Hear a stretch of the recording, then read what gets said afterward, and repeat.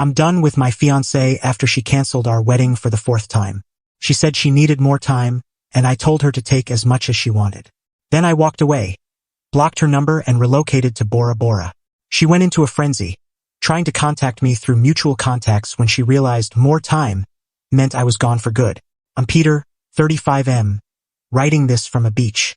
No exaggeration. Crystal blue waves, powdery sand, and a tropical drink with a tiny umbrella. It's paradise. How I ended up here from the dreary monotony of my old life is the crux of this post. Her name's Vanessa, 33F. We were together for 7 years, engaged for 5. Yes, 5 years for canceled weddings. Our 4th attempt was just weeks away. My tux was ready, her elaborate gown was set. Then, over a plate of pasta, she hit me with it. Peter, honey, about the wedding, I just need a little more time. I stared at her, face blank. Inside, though, I was a volcano ready to erupt. But I've learned with Vanessa, big emotions don't work. Calm and composed is the only way. More time, Vanessa? Invitations are sent. Flights are booked. We're 2 weeks out. Peter, I know I feel terrible, but it's forever. I need to be completely certain. This was her 4th round of icy indecision. Cancel 1 3 years ago. Her job as a part-time dance instructor was too overwhelming. Cancel 2 years back. My sister Lauren's divorce makes celebrating impossible. Lauren, the maid of honor, was actually cheering us on. Cancel 3 last year. Are we sure about a grand wedding? Maybe we should elope. This after she obsessed over every detail of the big event. Each time I was a pushover, hurt, frustrated, but thinking I was in love. Every cancellation cost money, brought humiliation, and chipped away at me. But I'd nod, say, all right, we'll delay, and we'd start over. My parents were practically staging an intervention. My best friend, Mike, was more direct. Mate, she's stringing you along. This time, though, something shifted. A switch flipped. After a slow sip of water, I said, okay, Vanessa, take all the time you need. Her face lit up with relief. Oh, Peter, thank you. You're so patient. It's not that I don't want to marry you. I cut in. I get it. It's a huge step. Be sure. I even forced a small smile. Inside, the rage cooled into a sharp clarity. She babbled through dinner about how this extra time would help her find herself. I nodded, ate my fettuccine, paid the bill. Business as usual. The next morning, before sunrise, I was up. Vanessa was still asleep, probably dreaming of endless delays. I packed a large suitcase, essentials, passport, laptop, and a smaller one with a few cherished keepsakes. That was 3 weeks ago. I left a brief note. Vanessa, you wanted more time. You've got it, all of it. I'm taking time too to move forward. The wedding's off and so are we. I'll deal with my stuff later. Peter. I placed it on her pillow, grabbed my keys and left our rented apartment. Lease in my name, ending in 2 months, thankfully. I drove to my bank, transferred a chunk of savings to an offshore account I'd set up years ago. Visited a travel agency, booked a one-way business class ticket to Bora Bora for that night. Called my phone provider for a new SIM and international number. Then I rang Mike. Mate, you free? I asked. Mike, always for you. What's up? She bailed again. Me, yeah, and I'm done for real. Need a huge favor. I explained my plan. He paused, then said, bloody hell, Peter, about time. What do you need? My BMW was fully mine. I asked him to sell it and keep a cut. Deal done. I parked at the docks, handed him the keys, signed a power of attorney. Final stop, my parents. I told them everything. Mom teared up, then hugged me.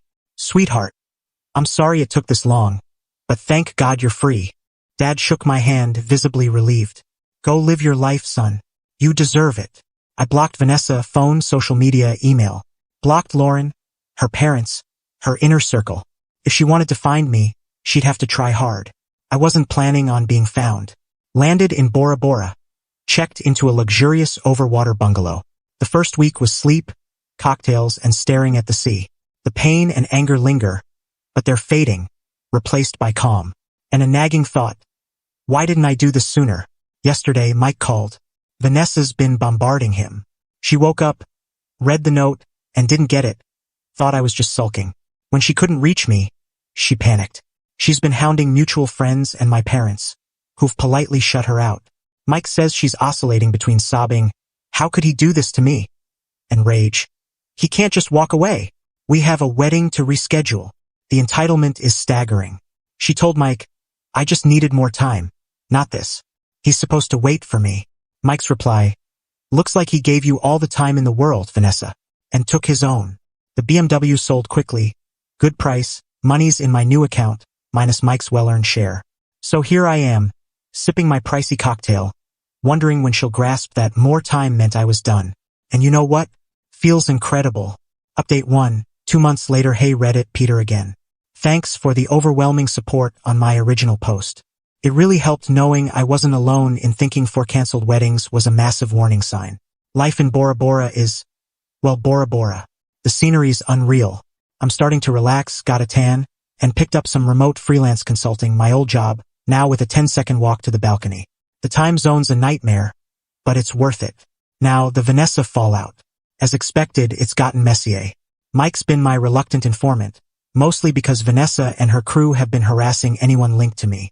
According to Mike, Vanessa's spinning a tale that I'm the erratic one who threw away 7 years over her reasonable request. The nerve is world-class. Her sister Lauren's become her attack dog, spamming Mike and even distant relatives she found online. The narrative. Peter's lost it. He needs help. Vanessa's distraught. I've abandoned my duties. My only duty was to my sanity, which is finally recovering. Then there's the apartment drama. The lease ended last month. I'd already told the landlord I was gone and Vanessa would handle it. I paid my half of the final month before leaving. Vanessa stayed put, didn't pay, didn't pack, assumed I'd fix it. The landlord, Mr. Thompson, a guy with zero tolerance for nonsense, contacted Mike, my emergency contact. Mike explained, relationship over, I paid my share, Vanessa was informed. Cue Vanessa's desperate calls to Mike. Mr. Thompson's kicking me out. Peter has to pay. It's his fault for leaving. She even tried telling Mr. Thompson I was on a temporary work trip. Mr. Thompson didn't buy it, especially after Mike confirmed my trip was a permanent life change. Eviction notice issued. Vanessa had to scramble and moved in with Lauren. Mike says it's chaos over there. Good. Then, the wedding gifts. We'd asked for cash toward a home deposit, mostly from my family and older friends, held in an account in my name, lesson learned years ago. Vanessa, through Lauren, demanded her cut. Lauren sent Mike a spreadsheet of Vanessa's guests and their contributions, insisting the money go to Vanessa, not back to the givers. My response, via Mike, all gifts will be returned to the original donors with a note about the permanent cancellation. Provide addresses for Vanessa's guests. I'll handle it. This was apparently a declaration of war. Lauren to Mike, that's unfair. Vanessa needs that money. Peter's being spiteful. He's stealing her future. Stealing her future? She derailed her own future 4 times. I just stopped enabling it. I spent a tedious week sorting online transfers, sending polite notes. Due to the wedding's permanent cancellation, Peter is returning your generous gift. He wishes you well. My family and friends were supportive, even relieved. No clue how Vanessa's guests reacted, but I bet Vanessa and Lauren had some uncomfortable conversations when the expected cash didn't arrive. Another detail, Vanessa had borrowed my high-end earbuds, a leather coat, and some rare photography books. When Mike arranged movers, hired by me remotely, to clear my stuff from the apartment, those items were gone. Vanessa, via Lauren, because facing movers was too much, claimed they were gifts. They weren't. I let it go, not worth the hassle, but it's the principle. She genuinely thinks she's the victim here, that after years of her games, I owe her endless patience and resources. Mike says she's now claiming I ran off to Bora Bora with another woman. Hilarious. The only other woman here is the barista who serves my coffee. The initial piece has deepened into a kind of tired acceptance. Some people are just bottomless pits of entitlement. The best revenge? Me, thriving far from her mess, and her slowly realizing her actions have real consequences. Still got everyone blocked. Cheers from paradise. Update 2. 6 months later, Peter here. Final update, I promise. I've left Bora Bora. Paradise gets repetitive. I'm now traveling, still working remotely, and blissfully free of Vanessa. The past few months have been a masterclass in entitlement's limitless reach.